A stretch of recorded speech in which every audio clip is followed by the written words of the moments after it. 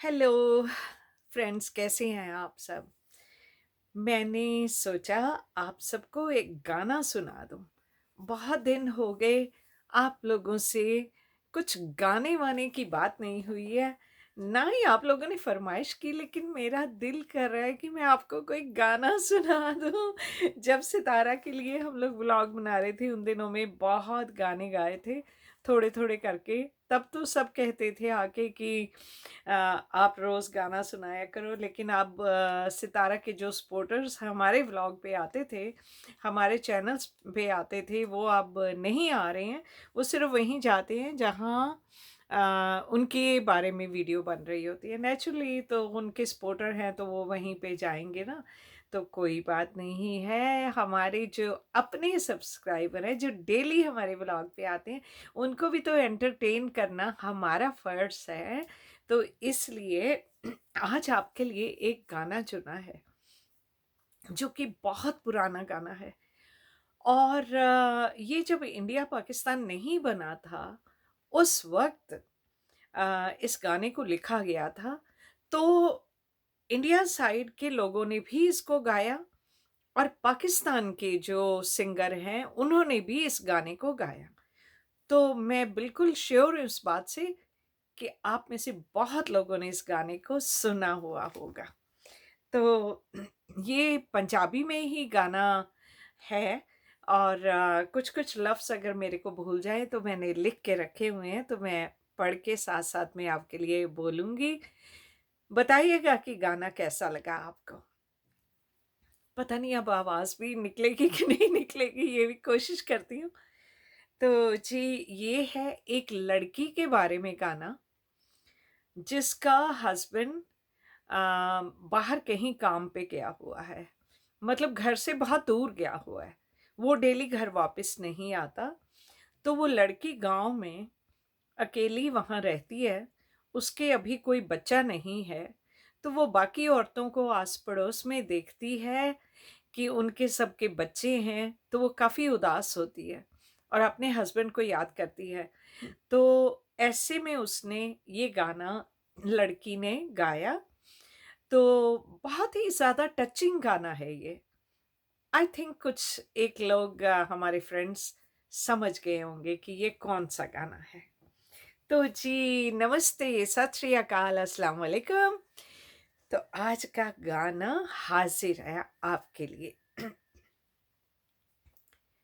मिट्टी दा पावा बनानिया चगा पानिया उत्ते देनिया खेसी नारो मिट्टी दिया बावे आवे तेरा प्यो परदेसी मिट्टी दा पावा बनानिया चगा पानिया उत्ते देनिया खेसी नारो मिट्टी दिया पा वे आवे तेरा प्यो परदेसी। मिट्टी दा बावा नहीं हो बोलता नहीं हो चालता नहीं हो परता hunगारा नारो मिट्टी तेरा पावेया तेरा प्यो वणजारा मिट्टी दा पावा बनानिया चगा पानिया उत्ते देनिया खेसी नारो मिट्टी दिया बावे आवे तेरा प्यो परदेसी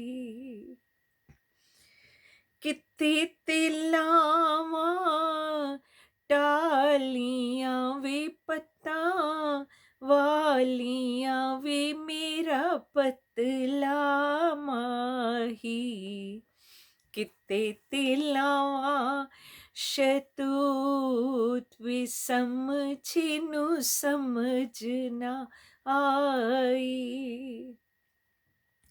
मेरे चैया लख गोरियां वे कन्नी डोरियां वे गोदी बाल खटान। हस हस देंदियां लोरियां वे मेरे लड़न सपोले।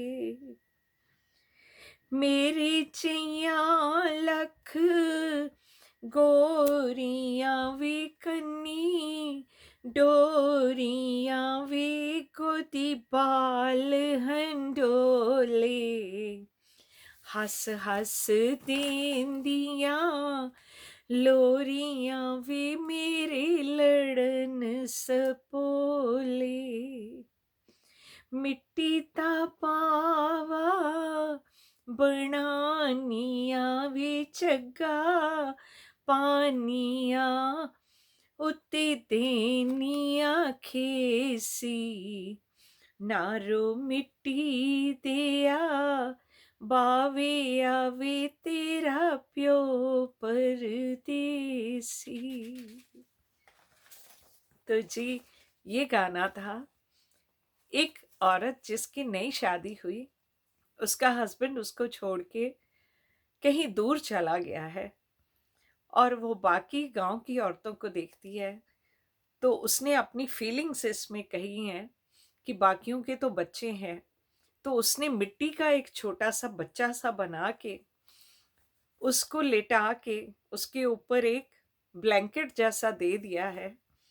तो उसी का वो गा रही है कि मिट्टी का बावा बनाती हूँ, उसको कपड़े पहनाती हूँ और उसके ऊपर मैं ब्लैंकेट देती हूँ, लेकिन वो मिट्टी का जो बच्चा है बनाया हुआ, वो ना तो बोलता है, ना मेरी बात का आगे से जवाब देता है, और वो प्रिटेंड कर रही है कि वो बच्चा रो रहा है और बच्चे को कह रही है कि तू रो ना, तेरा बाप जो है वो परदेसी है, वो परदेस गया हुआ है और जब आएगा तो तब मिलेगा।